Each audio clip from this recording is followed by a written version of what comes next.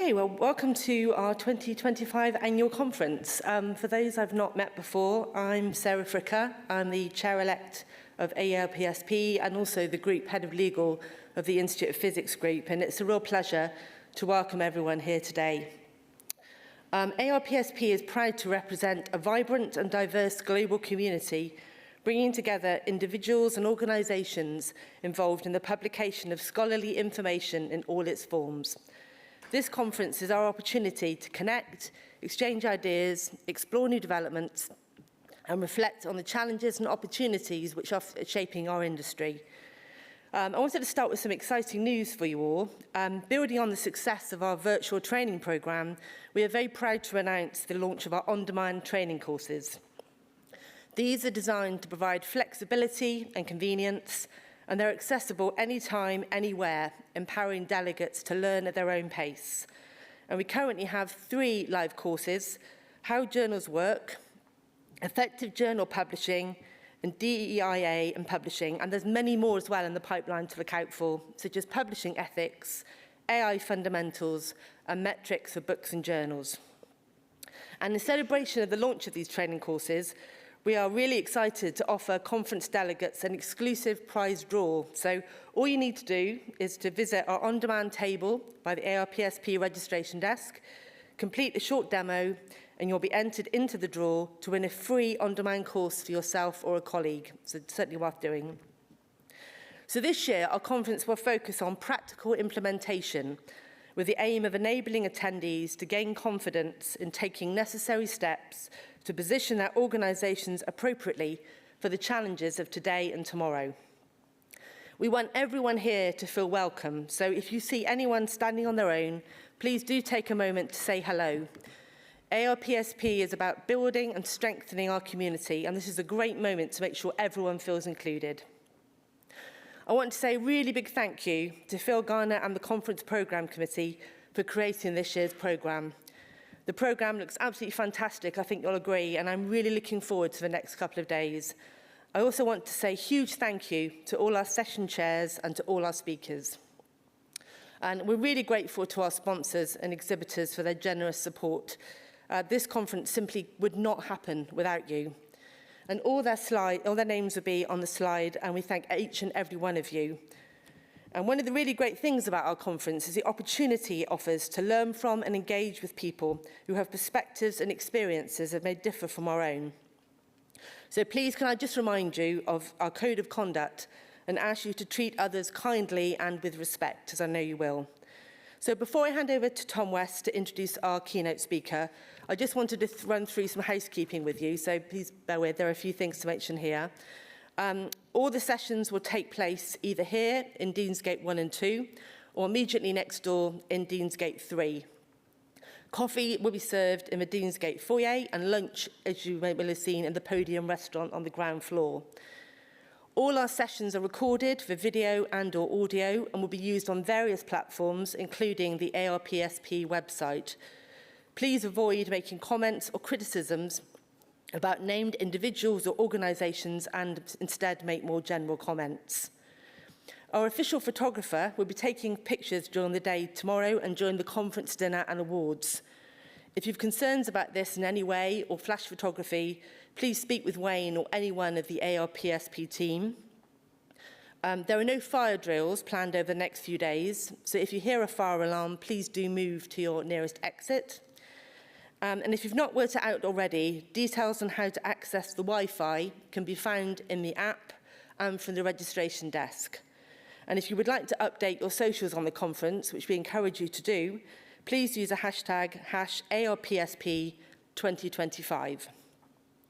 Toilets can be found just outside in the coffee area to the right-hand side of the bar, and there are additional toilets on the ground floor by the Podium restaurant.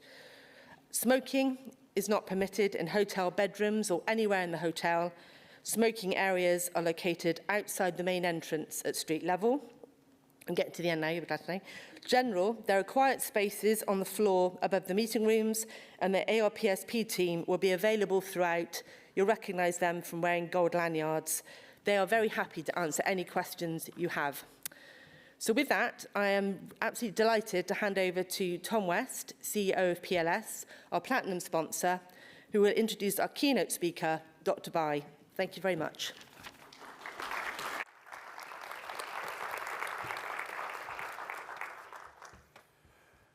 Thank you very much, Sarah, and very good afternoon to everyone. Welcome to the first session of this year's conference. It's a pleasure, as Sarah said, to be here once again as platinum sponsors of the conference, as an industry-owned not-for-profit owned by publishers, including ALPSP, and with a remit to support publishers through all matters of copyright and licensing. This conference is always a fantastic opportunity for us to hear about the matters and the concerns of most direct to you, particularly at a time of such profound change and disruption for our industry, although isn't it ever?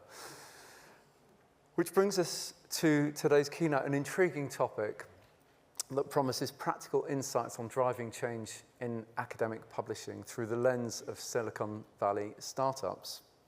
Our speaker is director of the Political Belief Lab. He previously worked as a scientist at Stanford's Polarization and Social Change Lab and at Stanford Impact Labs.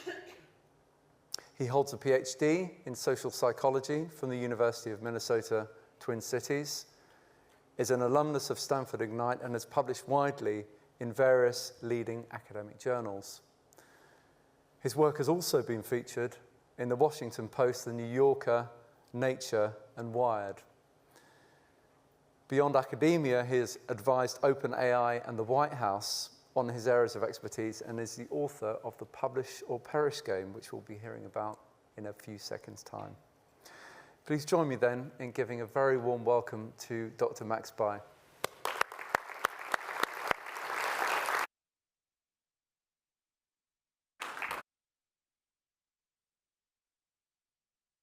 A fantastic introduction. It is really a great honor for me to be here joining you. 2 years ago, I joined your world and became a publisher. Instead of publishing academic research paper to advance the frontier of our knowledge, I published a tabletop game that I designed. The Publish or Perish game is now in the hand of players, university labs, and libraries in more than 65 countries and territories, including a tiny research station in Antarctica. Today, I will share 5 innovation lessons that help Publish or Perish to travel so far and how they can be applicable to the academic publishers we have today. In a time of a seismic political landscape shift, institutional funding cut, and budget cut, as well as a technological disruption, now it is a time that is more important than ever for us to ask us what kind of real value we can create to the world and what kind of role we want to play in the next era. Let's start with where every good product starts in the beginning, to understand our audience very deeply. And I will illustrate what I mean by this by showing you this example. So here we're seeing someone just standing here, sitting on a chair, and trying to reach something that is really high on the bookshelf. If we ask ourselves, what does this person really need here? One of the most obvious answers would be that this person needs a ladder. But if we're going deeper and we ask ourselves, why does this person need a ladder here? Then we will begin to uncover some of the deeper level need. It is actually the book they're trying to reach. But then if we're further asking, why does this person need to reach the book? Then we will start to uncover some of the deeper level needs. Maybe it is an instruction that's embedded in there to assemble furniture. Maybe it is just a moment of escape, something recreational. Maybe it is just an intrinsic pursuit of the knowledge this person is trying to get. And our deep understanding of the motivation and need of this person wouldn't come clear to us until we keep asking why. And it is because each of the why they will keep asking deeper and deeper, it helps us to uncover and widen the solution space we can offer to this person. Maybe we can bring that book a little closer to the eye level. Maybe we can move that bookshelf to somewhere that is more accessible. Or maybe we can just share a summary, recommend an audiobook, or maybe we can find a solution that can remove that need for the book in the very beginning altogether. The point here is simple. If we stop at the first time we can ask a why, we will ship ladder to people who actually needed the book. And that is what happened at Netflix. If we ask, what do the users and audience of Netflix really wanted, and what are their needs? The obvious answer here is that they wanted a lot of good shows and good movies available on demand. So the solution will be simple. They need to create a vast library of content, all available on demand. But when Netflix went deeper, they realized the real problem was not having not enough choices. It was actually having too much choices for their audience. The users of Netflix often do not know what to watch because they couldn't find what they really liked. And it's that deep understanding of their audience that led to one of the most important innovations in their industry. The personalized recommendation, all powered by the artificial intelligence and algorithm that already know what each of the authors like in the past. And this innovation has not only helped Netflix to increase their user experience and stay more competitive in the marketplace, but also save them money on licensing cost. This is because Netflix doesn't need to buy everything. All they need is just to have the license for the most important things that are important to their audience. And eventually, this deep understanding of their audience helped Netflix to transform into something entirely different. A media company that doesn't just distribute the existing content to their audience, but a studio that proactively creates new content based on their understanding of their audience. Instead of relying on the guesswork, many of the Netflix blockbuster production are actually carefully shaped by observing what their audience are interested in and identifying the rising trend from their data. Their success isn't just a matter of luck, but the outcome of their deep understanding of their users. Open science framework is arguably one of the most influential innovations in the academic publishing industry. The reproducibility issue, it came to wide attention when researchers tried to replicate dozens of well-known social psychology studies. And they found, even just by following the step of the protocol step by step in the research paper, a large share of the results just didn't turn out to be what was expected. Maybe like this. At a glance, the reproducibility issue can be dismissed as scientists being sloppy, or worse, they're being dishonest.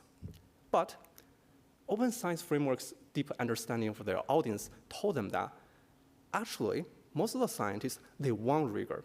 They want better work that can be reproduced. But they are facing the barriers in both the incentive and the workflow. So instead of proposing another regulatory solution, adding another institution review board or ethical review board to the researcher's life, like me, they proposed a practical scaffolding, helping people to build a habit. They proposed the pre-registration form, the badges that journals can adopt, and they proposed the infrastructure that can integrate and links the repositories, the preprints, and the pre-registration into a single, smooth workflow. There are a lot of ways we can understand our audience deeply. We can keep asking why until we hit some of the deepest needs that are uncovered, that are not previously uncovered. And we can also just put ourselves into the community of the audience that we're serving and observe how they live their life and how they find the creative hacks and workaround to solve the problem they encounter in their daily life. And that can be a source of innovation as well. A few years ago, Mike Cesario, a graphic designer, he was backstage at a punk tour. What caught his attention wasn't how the musicians were dressing or what they were singing, but it is what they were drinking from their hand. They were sipping water from a beer can. It is that observation that revealed a social pain point. Many ravers, partygoers, and musicians, they often do not want to drink alcohol when they are in the parties, but they often have to default into one of the more suboptimal choice of either just drinking the beer that they didn't want to take in the beginning or just go thirsty. What they really needed was a bottle of water that somehow still signals that I'm part of the scene. And probably more importantly, I'm not someone lame here in this party, right? And that is the exact solution and where liquid death came from. Liquid death leaned into that hack. And instead of selling water that's branded with beautiful mountains and untainted stream, like any other water company are doing, they sell water in a can. And of course, they put skull on the label. And they use the tattoo-style graphic on there. They make everything about this can of water to just look like a beer. And they turned the plain water into a product that didn't just solve a hydration need, but a solution to a problem about our identity needs. Now, with this example, I'd like to invite you to consider several questions I have curated here for you to reflect. What kind of ladder versus a book situation exists in your own workflow?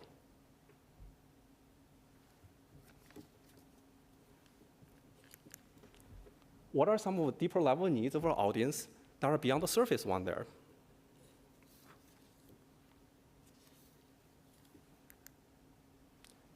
And after this conference, what can your organization or publisher do to identify its pain point and different kind of workaround of your audience?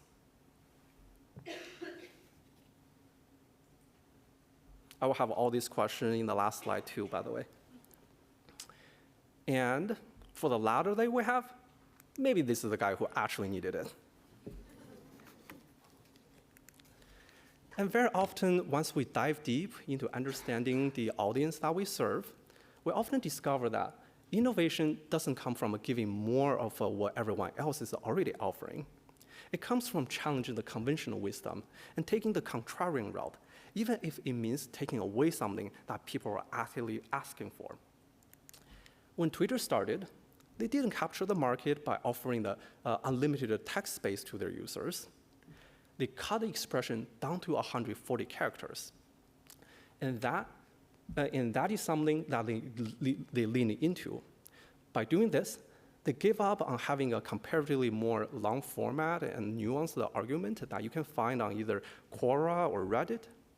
But this helped them gain the scannability. It helped them to lower the threshold for the users to take the action and post something online. And it helped them to gain a conversation-like experience where they can have more engagement with each other. And for Snapchat, they didn't compete on the market by making the user's content go permanent. They made the message disappear after people read it. They gave up on having a public archive for any evergreen content, and they entirely gave up on having search engine optimization. But this artificial ephemerality, this reduced the pressure for people to be perfect. And as a result, it allowed people to gain a level of authenticity and spontaneity that you cannot find on other kind of social media. Maybe something like this. We'll never post anything like this on our Instagram page, right? At least I wouldn't. And conventional wisdom in design, it says that we should minimize the text and we should rely on graphic as much as possible. But the audience of my game, Publish or Perish game, they're academics. They wrestle with the absurdity of academic publishing every day. So for them, a written satire is actually a draw. So instead of stripping all of the words away, I did the exact opposite. Publish or Perish game is almost all words. It's filled with intellectual in-jokes and satirical twists from academic life. And what a lot of designers would say it is actually a flaw, for my audience, it is a feature that made it engaging, relatable, and easy to share. Contrarianism is also something that can spark curiosity. It can create engagement and, more importantly, a viral marketing. A beverage that has the name of a liquid death, when you put it on a soft beverage shelf, it invites an investigation of what is really in that can. At least that's the reaction I had when I saw it. An advertisement that has an unexpected 0 review posted on the subway train, it propels us to find out what they're really promoting with this. And a game that has like a big red stamp that says revise and resubmit, it will almost certainly stop a researcher from scrolling on their phone and check out what that game is about. In academic publishing, one of the biggest pain points that researchers have long faced is the editorial bias. Traditional journals, they favor studies that are novel, high impact, or just in any ways that are glamorous. But by doing this, they often undervalue the negative results, the replication study, and any of the work on niche topics. The result is an invisible layer of waste. A lot of rigorous research that never get published simply because it doesn't fit into the traditional mode of what's considered as exciting. And that's the exact pain point that PLOS One set out to address. When it launched in 2006, it broke away with the convention of judging the paper based on the novelty or the importance. Instead, it introduced a very simple standard. If a research is methodologically sound, then it deserves to be published. And that would be the case regardless of if the results are glamorous or not. And by innovating on the standard of publishing, PLOS One didn't just fill a gap, but it also introduced a novel model for what inclusive publishing could look like. Now, with this, I would like to again invite you to consider several questions here. What is one secret rule in your corner of publishing that might be holding the entire field back?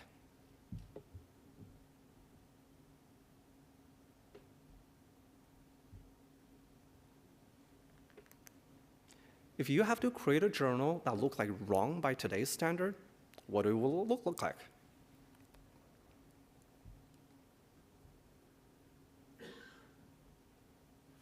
And finally, what kind of must-have in the traditional academic publishing industry that you could remove but actually unlock a new value?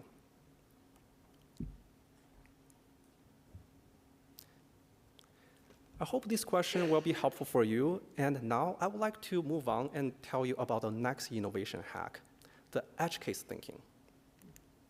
Sometimes, innovation doesn't just come from the average user at all. It comes from noticing the outliers and solving the problem in the edge cases.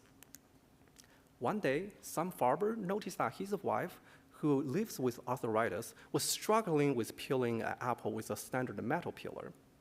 And he came up with a solution, a large, cushioned, and non-slip handle like this. OXO was intended for people who have arthritis or who have limited hand strength.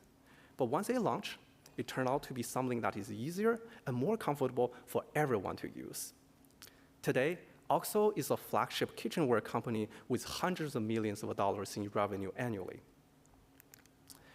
And in the early days of YouTube, their engineers noticed a very interesting trend. A lot of their videos are arriving their platform upside down.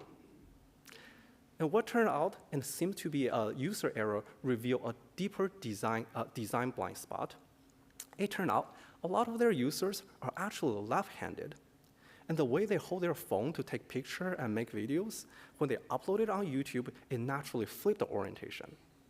But by paying attention to those differences, YouTube was not only able to improve the platform for an audience that could otherwise be marginalized in their platform, but make it easier for anyone who might accidentally hold their phone in different ways.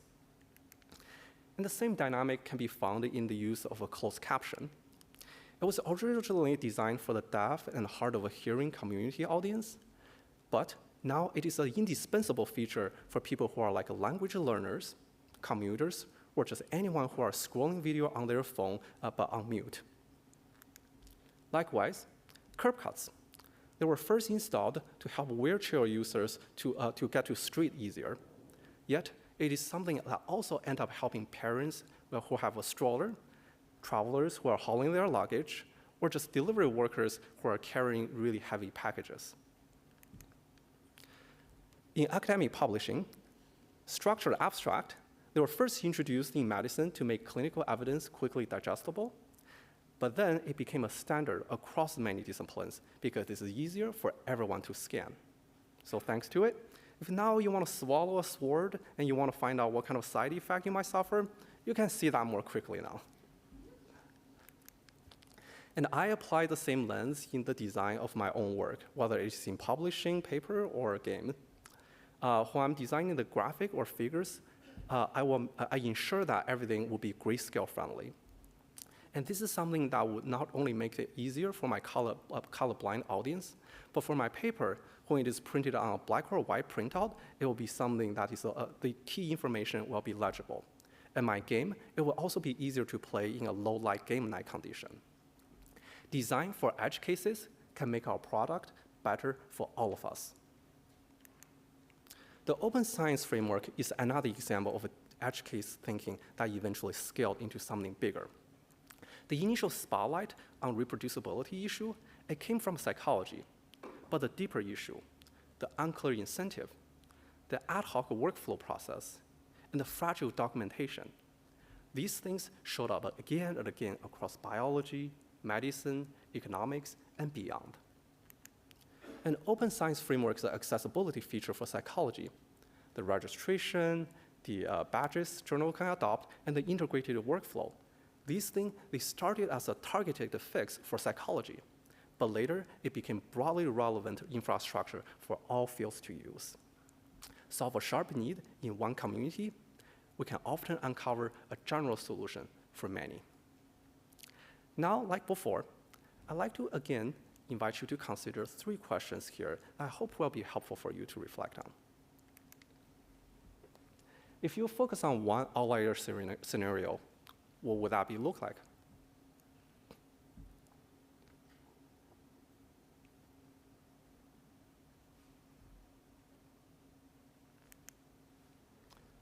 And who are some of the underserved community in your ecosystem, and what kind of needs that they have that are still unmet?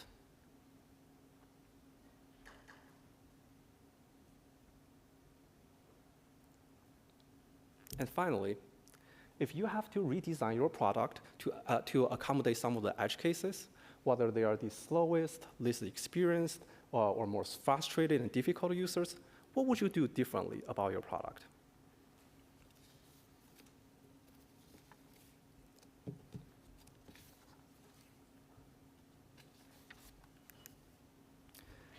And oftentimes, subtle innovation can make a big difference when we step back and just look through the overall user experience and the emotional experience that users have when they're interacting with our product. In the mid-20th century, many people complained that the elevators were too slow in their building. Engineers could have tried to solve that problem by designing the elevator in a different way, but that is a solution that would be both technically difficult and expensive to implement. Instead, many building managers installed a mirror in front of the elevators. Suddenly, this cheap and low-tech solution made people less annoyed because the people finally have something to do with themselves. They look at themselves. And the problem of waiting didn't disappear, but the irritation that comes with it, that did. And similarly, in airports and amusement parks, we can often find that even when there are not many people waiting in line, people will still set up this winding, long line, and you have to walk through them. In the surface, it looks like incredibly inefficient. But in reality, this bug is actually a feature. It is a feature for reducing aggression and frustration. It gives people a sense of progress when they're moving forward in this line and turning corner instead of just standing in a queue and not moving at all. Disney in particular, they have mastered this, even turning waiting in line as an experience of its own. And generally, people really care less about the absolute efficiency and the design of the system, and they care more about whether the experience is smooth, fair, and respectful of their time. In academic publishing, ORCID is something that many of us know, and at first glance, it's just another name identifier. It doesn't fix the messiness of a name disambiguation completely, but researchers still embraced it, and it's because it simplified their experience. It is one stable profile that follows them across different publishers, founders, and institutions that they interact with. The publisher pairs game, my game, it's often criticized for lack of having a perfect balance, and some element of the game make people talk to each other instead of actually playing the game and move forward. But that is precisely what I intended for my game. Researchers are known to suffer from a high rate of stress, burnout, and loneliness. And the cultural products that speak to them, like PhD comics or Big Bang Theory, these things, they offer humor and release, but they're mostly consumed as a solitary experience, and they're consumed on a screen. And by creating an experience that can maximize the user's life and interaction with each other, not with the game, it still allows people to enjoy it despite these bugs. And this is something that even make other people to evangelize their friends and colleagues to join them. The real value of the game, it wasn't in delivering a mathematically precise and flawlessly balanced system like a chess. It was the real value was in the communal experience that I engineered. So, in summary, sometimes innovation isn't about engineering the perfect product in the abstract. It is about creating the overall right emotional experience for the audience that we are serving. Like earlier, I would like to again invite you to consider 3 questions that I have here. What are some of your audience's pain points that can be solvable by a low-tech solution?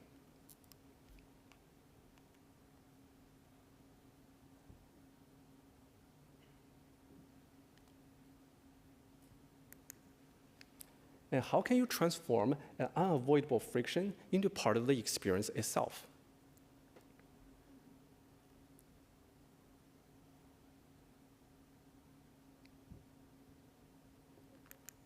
And finally, how could you design moments of delight in otherwise a dead time in your audience?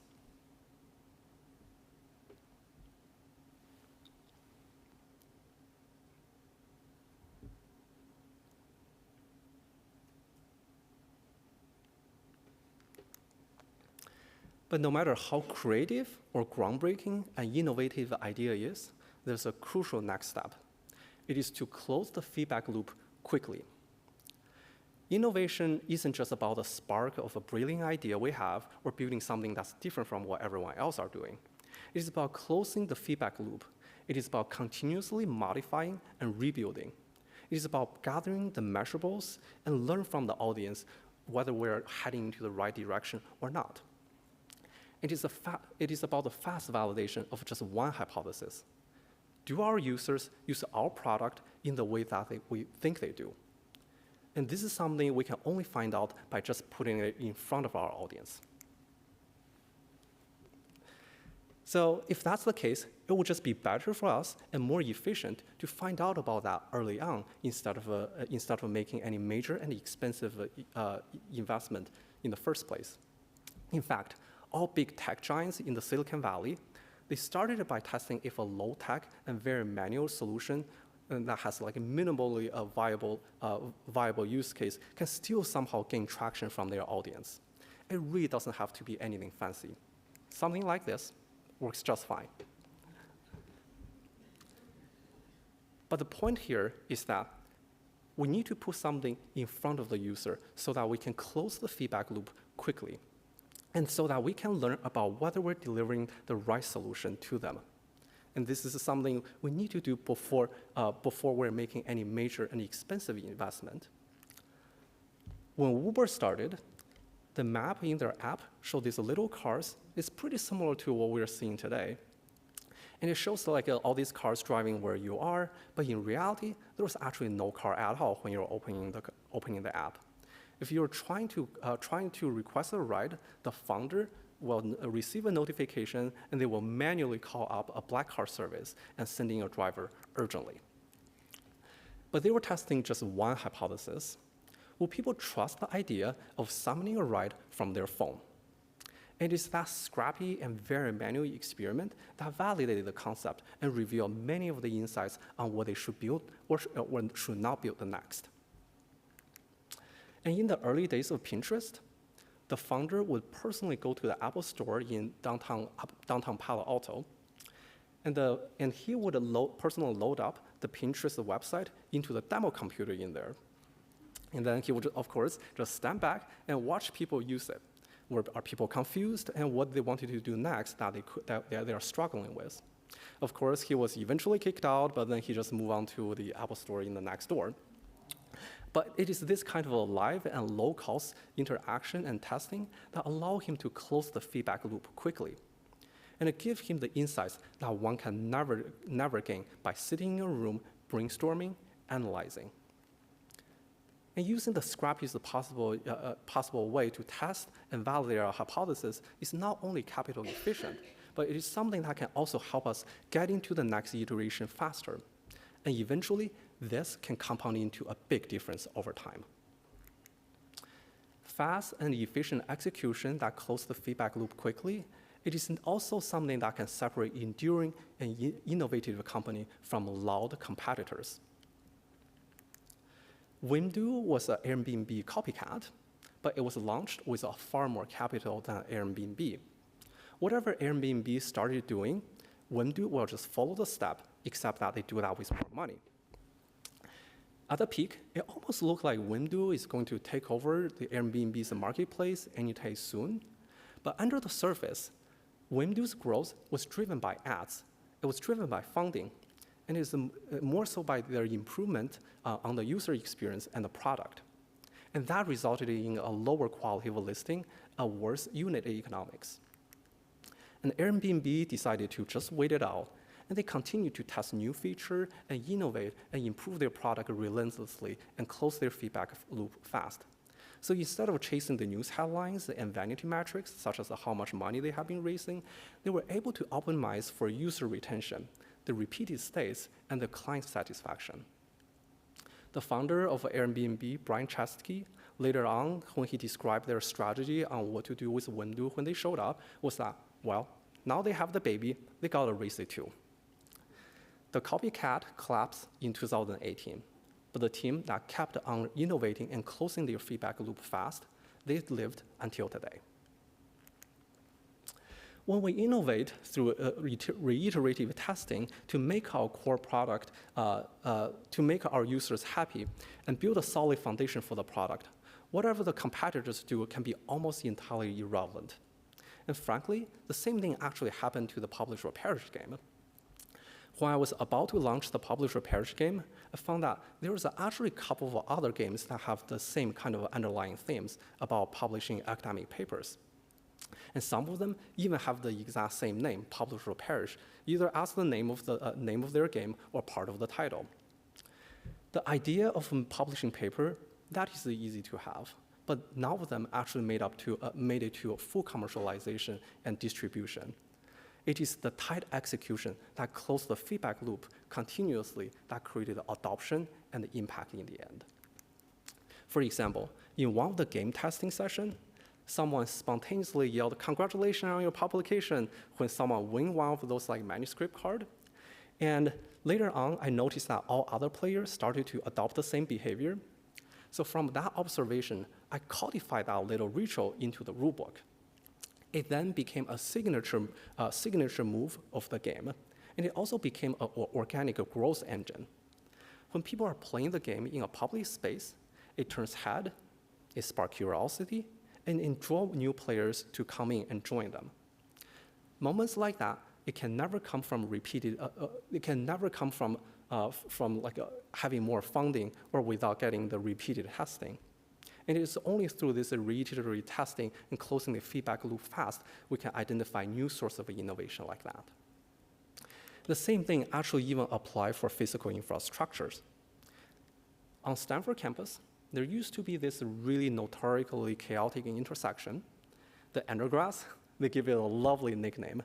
They call it the Circle of Death.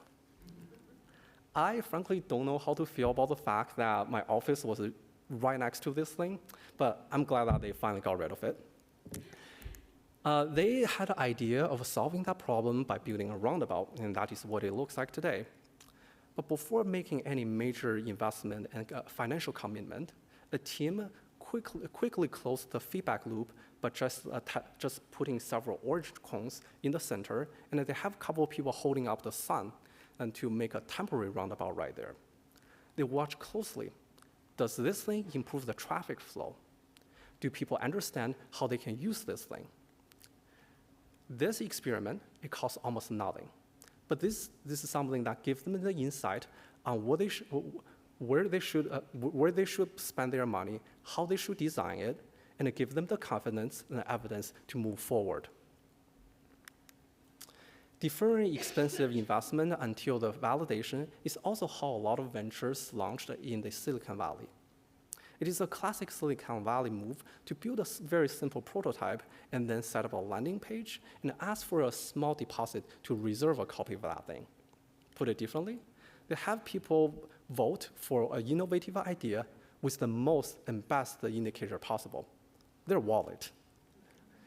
And that is how companies like Tesla gauge the demand and plan the production ahead of time before they're building any new models. And for me, before launching the Kickstarter for my Publish or Perish game, I actually run a pre-campaign and send the traffic to a landing page where people can reserve a copy with a $1 deposit. And this process helped me validate that demand is real. There really is a market where people want such a game.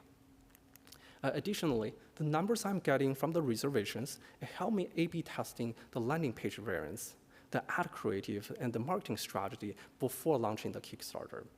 So before I actually even manufacture even one actual game, I really was able to close the feedback loop and know exactly what kind of product it should look like, and also pick a good marketing strategy for the real Kickstarter campaign. When we innovate, we really don't need a perfection upfront. What we need is to close the feedback loop quickly, and so that we can have the continuous evidence that this idea works, and so that we can move forward with a better product that actually satisfies our users' need. Now, like before, I'd like to again invite you to consider several reflection questions. If you have to validate an idea without the product, what would you do?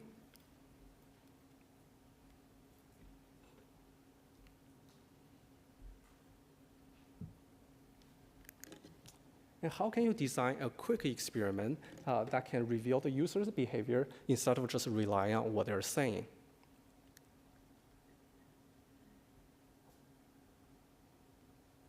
And finally, what are some of the smallest and scrappiest prototype experiments that you can run in the next 3 months to gain a deeper insight about your users?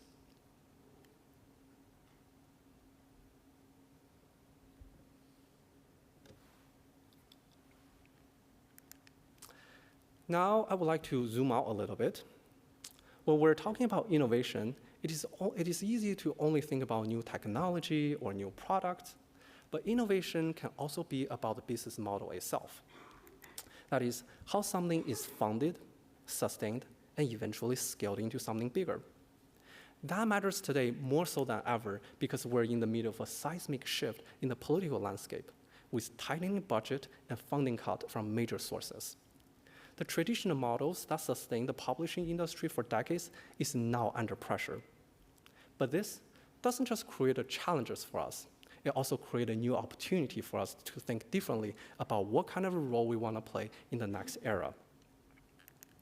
When PLOS ONE launched and changed their editorial criteria to be about something that accepts a paper as long as they are methodologically sound, it innovated on the business model. By removing the artificial scarcity on the number of papers that can be accepted and published on a journal, it created a new kind of journal, the mega journal. And for researchers, the value was clear: a reliable and inclusive outlet for all sound sciences. Wikipedia, their value is undeniable: free knowledge for billions of people to share. But the users are not the ones to pay for it. It is the individual donations and philanthropy. It's not paywall, it's not ads, and it's definitely not government grants. That is a business model innovation, not a product feature. But this innovation in the business model propelled them and afford Wikipedia a competitive advantage that nobody else can have. They can maintain a high level of editorial independence that most other encyclopedias are not able to maintain. Similarly, we're also seeing exciting innovations in decentralized funding models that can surface the demand before bigger checks are written. Wabash Light, it is an interactive light sculpture project in Chicago, and it started as a Kickstarter project under the L track in the Chicago train stations. They first validated the idea, then they were able to attract bigger checks from private donors and government supports. Urban Rivers Wild Mile, another project in Chicago, they launched a floating garden project. They also launched it in Kickstarter first to validate the idea. Then they were able to grow into a broader eco-park system with the support of institutional partners. And even in research itself, we're seeing platforms experimenting with funding models that focus on decentralizing the decision of what to fund and where the money comes from. Experiment.com, it is often called the Kickstarter for science, and let researchers post projects on there and raise money directly from the public. If their funding goal is reached, then they can move forward. If not, then nobody is charged. It is the largest open and crowdfunding platform for science, and it proves that if we can directly and clearly communicate the value that we deliver and create the engagement, then this support can come from unconventional places. Now, I would like to share some of my closing thoughts. For most of the modern history in the past many decades, the value of academic publishing has been clear. Publishers can evaluate and improve the quality of the research through the peer review process. Then we can authenticate it and put in the seal of approval on the final work, and then distribute it. It was the only way for researchers to access knowledge and then build on top of it.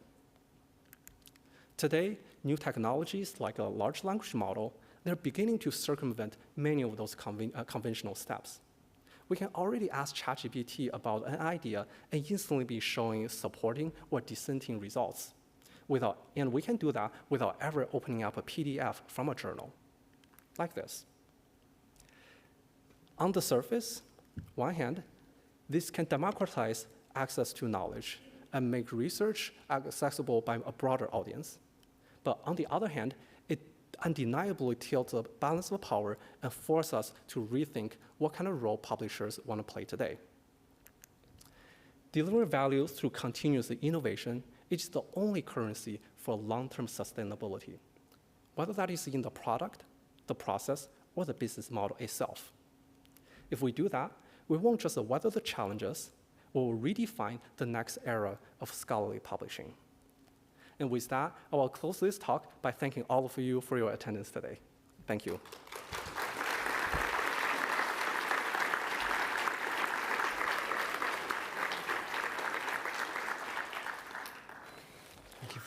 Thank you very much.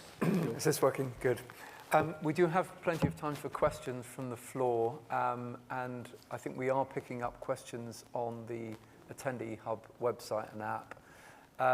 But we'll go to the floor first. So if there are any questions, do raise your hands. If I can ask you to state your name and your organization as well when you ask the question, that would be great. And maybe one more thing is that since I was talking about my game a lot, I think it is only fair for me to bring a game to this conference. And this is my gift to this conference and all of you. I will leave it outside wherever people are socializing, and I hope that it will bring some joy to all of us and also help us to build new connection with each other in a more lighthearted way.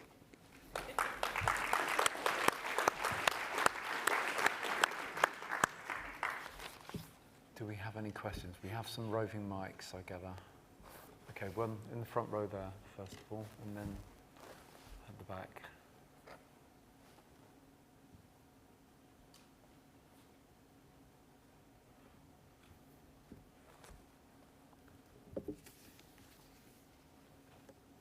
Andrew Sykes, Cambridge University Press.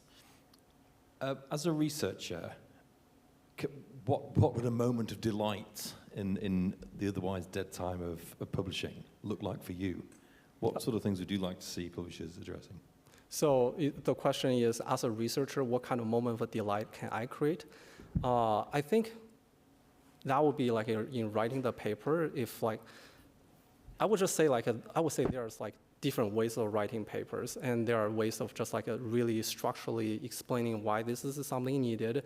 And then I've seen a different way that I'm not saying like I'm entirely able to do that, but there's the ways of like telling a story, then explaining exactly why this is relatable. Like one of the best example I can think about in the past was this paper in astronomy. Like I still remember the the beginning till this day, even though I'm not an astronomer. It started with something like the satellites of Saturn. No. It's like the ring of Saturn is one of the most beautiful and marvelous thing in the universe. But what is it made out of? One team from MIT, I'm making things up, but they suspect it is made out of water. And another team from Stanford and Princeton, the hypothesis is made out of carbon dioxide. Then another team did whatever. It's like the real thing was like, okay, they did a study on what the ring of Saturn is made out of, but they tell a beautiful story. It really gives you a delight. It's more like a content, not just like pure science and finding anything. So I would say, as a researcher, doing something like that, it would be really helpful. I don't know, maybe publishers can help researchers become a content creator and create contents to be engaging as well. Do we have a question at the back, just there on the? There we go. Thank you. My name is Al-Walid. I'm from Qatar National Library. So I'm not a publisher, at least not anymore. And my question is, what do you think is an obstacle for publishers to innovate? You mentioned +1, but that was like a while back. And I mean, some arguments could be made for other publishers, such as like F1000, who are innovating. But why aren't we seeing so many innovations from publishers? Okay, so question is what kind of obstacles are for the publishers? And sorry, I missed the second part when the door was closing. Because of the obstacles, why aren't we seeing so many innovations? Okay, I think the obstacle for publisher, frankly, I would say like it is similar to any, academic publisher. It will be similar to, frankly, any industry.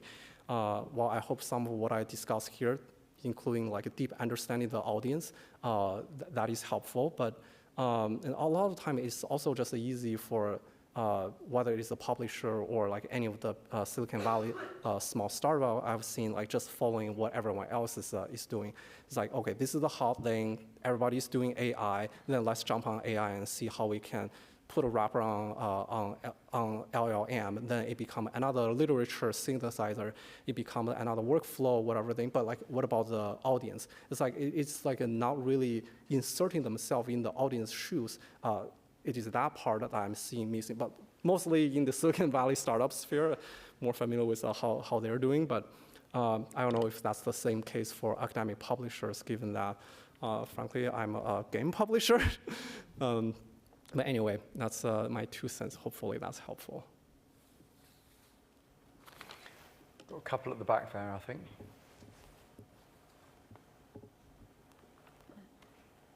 Tasha Mellins-Cohen from Counter, but this is actually with my consulting hat on. You've called your game Publish or Perish. I have played it, by the way. I love it. Oh, thank you. One of the challenges that I think we face is that the promotion and tenure system still relies on publishing more and more content. Yeah.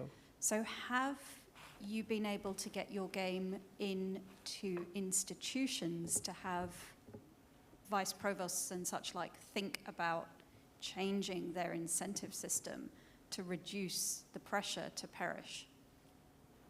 Wow, that's a really deep question. So the university system and higher ed system, they're facing a lot of pressure on getting more out. And does my game somehow get people rethink? I hope it does. I received some of the email from people telling me like, this is like sometimes like the best way to force people to rethink about something is to point out the ridiculous thing about it. You write a satire, you do a comedian, but a lot of time you have the structural issue about the whole system, then you really have to solve it from the structural level.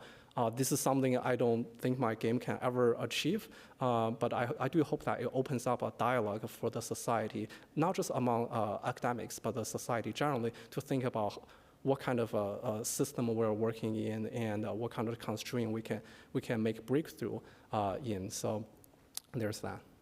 Hope that's helpful. We've got one in the middle and one on the right-hand side. My right-hand side there. We got here. Hi.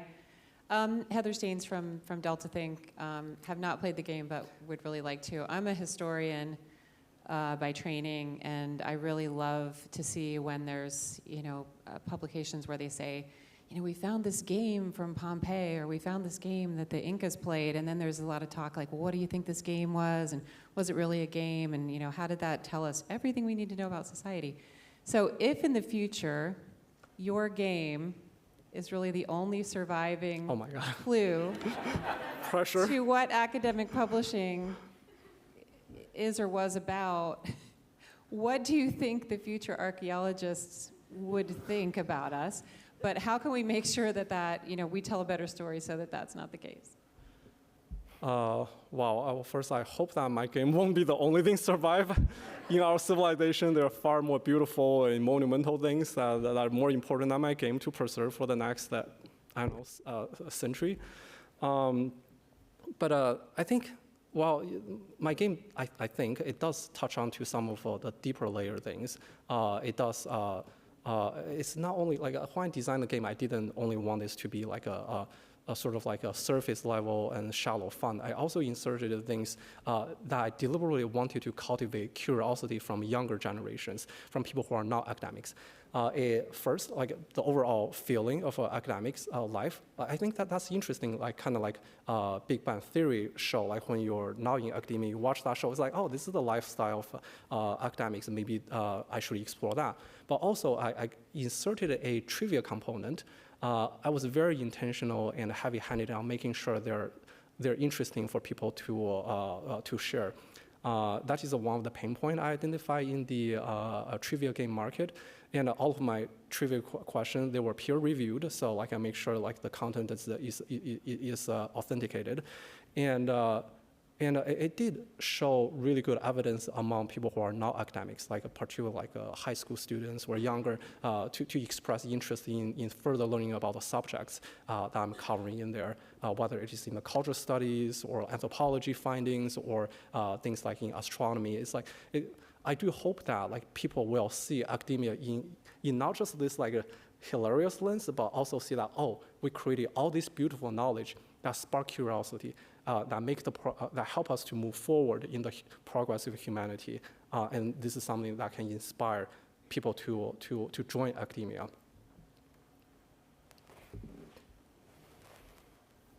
What a question to follow. Mine is not quite so riveting.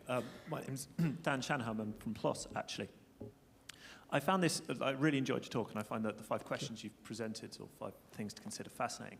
I think the interesting bit for me is I would also view publishing not so much as a product. We don't make a product, we do a service. Now, we charge it like a product, but let's not get into business models. And for me, it's an interesting piece because a lot of it is based in the value that's imbued with how it's received by peers. So academics publish in journals that their peers read, that they view value in. And do you not feel, because someone mentioned F1000 and there's eLife's done it, a big problem with the edge case thinking, the contrarianism, is that it's all based on the emotion.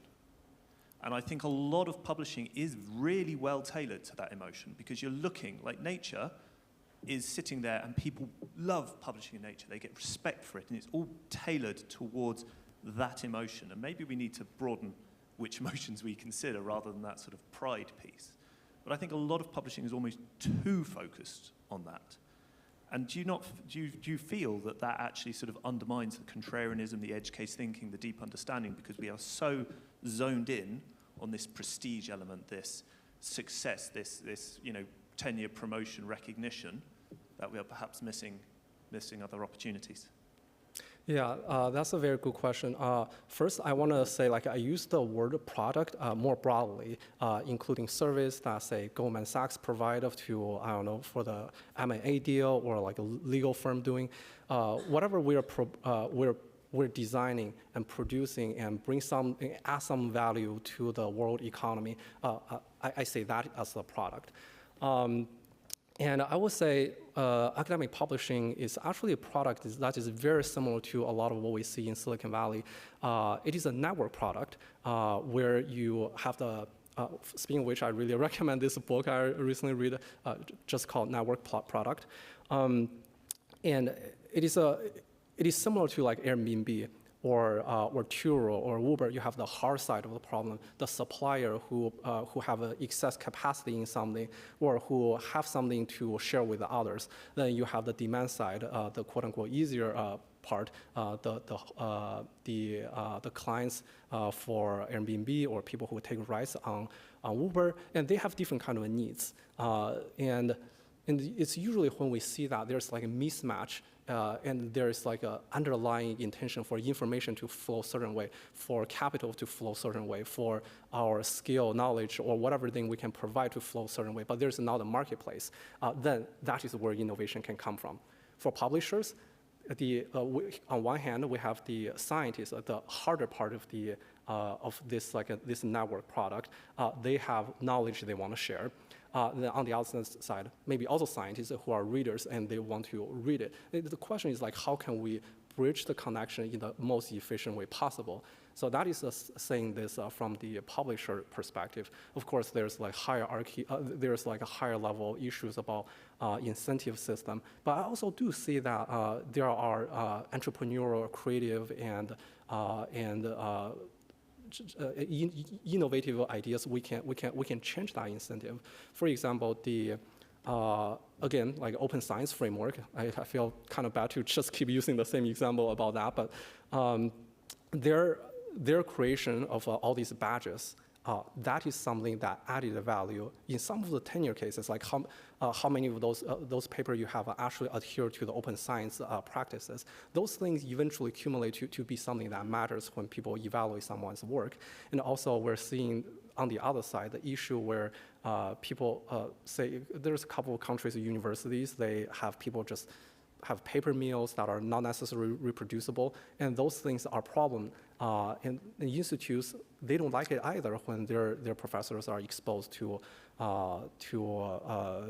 produce things that are junk science. And it is like the solution of like having this open science procedure. By following that, you can actually improve it and easily, more easily make it not a problem in the first place. Yeah, I hope that is where you're at and helps. And we've got a question there. Thank you. Thank you. I'm Kaveh from River Valley Technologies. Thank you for a very thought-provoking talk, and thank you for ALPS for inviting you. A few points, if I can put them together. So on your last point about open science, the OSF, for example, it would be great if that's taken into consideration in, for example, recruiting someone, but it isn't at the moment. It's basically, like Tash said, it is how many papers have you published, and how famous were the journals you published. That's really all that counts. So just thinking about how we can apply what you were saying and thinking about the, turning everything on its head, maybe we should think about whether this, if you like, the paper or the article, that it looks the same as it did about 500 years ago. It's got a big thing at the top called the abstract. It's got some, daggers and bullets and what have you. Maybe we can publish what I would call micro-publish. So if I've got a discovery in the lab, just put it out on a social media that's built for scholarly publishing. And there are very good models for that. For example, Stack Exchange for computer programmers. And let's look at how many thumbs up and thumbs down I get from my peers. And that would be a more accurate kind of count of how good I am as a scientist or how bad I am. But of course, at the end, sorry if I'm going on too much, you would end up with you would summarize in a beautifully typeset PDF too, that I can read and I can understand what happened in that field. I totally agree, and there are a lot of ways that we can innovate on knowledge, how knowledge is distributed and redistributed. And I think it's just come down to how can we strip away everything in the existing workflow and publishing process. And frankly, the same formula work for any other industry too. And then just see like where is the value add. Personally, I see the value add to be the part about the peer review process. Like here's the science, how can we authenticate it and improve it and make sure that like this is something that is approved by scientific community. Then we distribute it. like in many ways, like the distribution part, like now we have Twitter, the Blue Sky, all these things, they can take a lot of the weightlifting, but then maybe right here, the authentication part, I haven't seen a lot of innovation on like how we can abstract that and do it in a completely different way. I don't know, maybe like you said, well, I guess that we can do the like a next step, like the final step of the innovation. Let's like throw it out there, put it in front of the audience and close the feedback loop and see what people react and does it catch or not. Yeah. Any other questions? We got any? One over there, just at the back. Thank you. Hiya, Simon Holt from the science publishers Elsevier. I was really interested in the bit in your talk where you talked about the Apple peeler. My work is in accessibility, so making books and journals, audio and video accessible to people with disabilities. And here is a great example of how, by thinking about this edge case thinking, as you were saying, you can build a product that's better for everybody. I think the challenge that I often face, and I'd be interested in your perspective on, is how do we reach those people with those edge case perspectives? And how do we find those broadening perspectives in our industry, or indeed any other industry? Because it seems to me that the people who rise to the top of the tree are the ones who benefit from the status quo, actually who are able to submit, for example, in publishing, in journals, in the normal, very kind of traditional way. Certainly when people read our articles, they don't declare themselves as having a disability or neurodivergent or indeed any other marginalized group. But as you eloquently explained in your talk, actually seeking the perspectives of different kinds of people leads to better, more successful products for everybody. So in your experience, how do we do a better job of reaching some of those edge cases proactively, as opposed to just waiting for them to fall into our lap every so often? So question is like, how do we reach and find some of those edge case scenario? I would say universities, particularly public universities, they are very much, well, they tend to be some of the front line in dealing with the accessibility issue. And I would imagine by talking to them and seeing like what kind of needs that publishers are not satisfying, that might be helpful, reaching out to the community there. But I think it come back to one other point I was making. It is really to put ourselves into the community that we're serving. We actually use the product in different ways. There are different ways we can also kind of put ourselves in the shoes.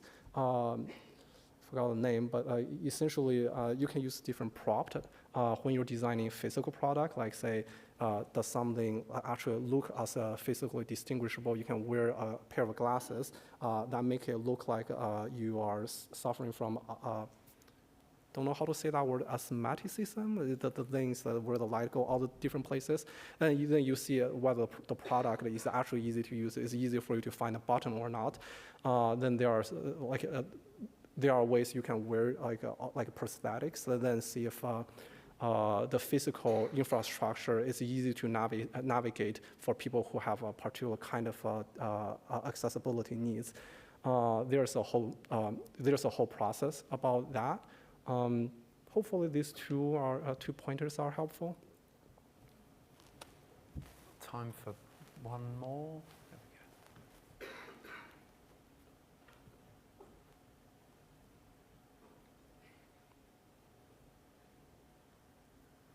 Thank you. Laura Swift, Open Press, University of Sussex. My question is, to what extent is academic publishing, is it useful to compare academic publishing and Silicon Valley? Do we have fundamentally similar goals and objectives? And I was noticing the examples you were drawing on are all obviously enormously globally successful, but Twitter and Snapchat have had catastrophic effects on global democracy and youth mental health. Airbnb is on the BDS list, I think, for renting out properties in occupied Palestinian territories. Like all of these, are our goals also just maximum profits, maximum market share, and do we want to be emulating Silicon Valley? or do we have other ideals? Yeah. So the question is like, to what level of similarity academic publishers, particularly nonprofit ones, might find useful from the lessons from Silicon Valley? It's a very fair question, but the point here I'm making is never about profit or money, which a lot of time can create issues. My point here is really about how we can add value to the world, how we can serve our audience better. All of my example, it is about like how we can identify what kind of underserved needs are there, closed caption or whatever, and how we can leverage these identification of the underserved need and make it an easier and better product for everyone to use. And for innovation lessons, like I think a lot of these things, some of these are just what I study, they came from very fundamentally similar principle. Understand who our users truly are, what their deeper needs are. It kind of is the same thing, whether you do like public benefit company or like a nonprofit or a startup. It's the difference diverge at the point when we talk about where does the organization capture the value? Do we want to capture the value that we created at all? And if we capture the value, where does the value go? Does it feed back to the organization, make it grow bigger? Open AI, a nonprofit in many ways, that's what they're doing, and then some of which can also go to investor, or maybe do they use the value to feed the mission in a very predefined way, or maybe it goes to shareholder, investor. But the part about value creation, that part I see a striking similarity regardless which industry we're looking at. Thank you very much. Some excellent questions there. So we will have a 30-minute coffee break before session 2, Bridging the Gap, Community Involvement in Academic Publishing, starting here at 3:15. But a huge thank you once again to Dr. Max Bai. Thank you.